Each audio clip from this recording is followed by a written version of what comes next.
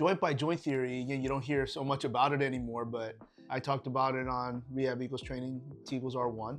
Probably talked about it again a little bit in T equals R2. You know, whether you hear it from Mike Boyle or Gray Cook, more Coach Boyle.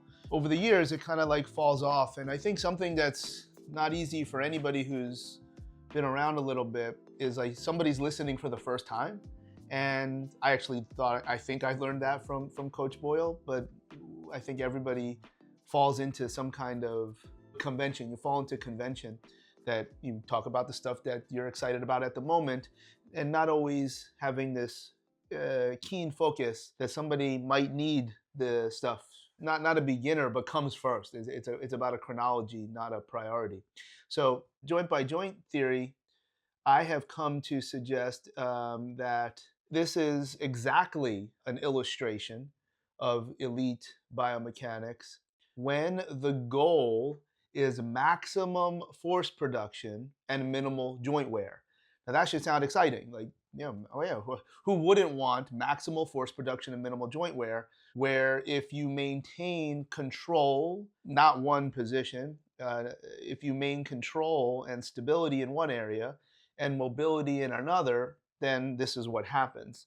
Now there's this companion component to it that I think is where it all started, especially being influenced by Shirley Sahrmann, who I think met Mike Boyle, and I think you probably used one of her classic comments. Well, good luck with whatever it is you're doing, because she didn't approve that Mike Boyle or people that were in strength and conditioning were utilizing her methods.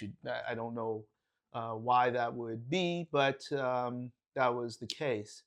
But the whole idea is whether you call a joint system stable or mobile was not so much about force production, but it was about what Shirley Sahrmann would say would be the area that moves too much is the problem, not where it hurts, but in what she would describe as a musculoskeletal impairment syndrome. And again, that's just a terminology. It just means there's a cascade of qualities that would be part of that description.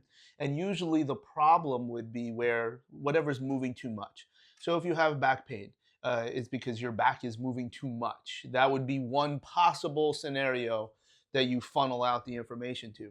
But from a fitness component, when you look at, is that the form that I'm looking for? It's because I want maximal force production and minimal joint wear. That's not the only way to train. We should probably suggest that, hey, what if I don't want maximal force production? I want medium or low force production.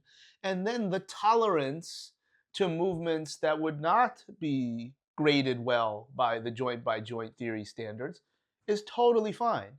I think going back, and probably when you watch T equals R1, the frustration is people banging on this concept because it wasn't what they liked to do, and it wasn't what their hero supported or talked about. When in fact, those methods are very, very good. These other methods are very, very good. They're just doing different things.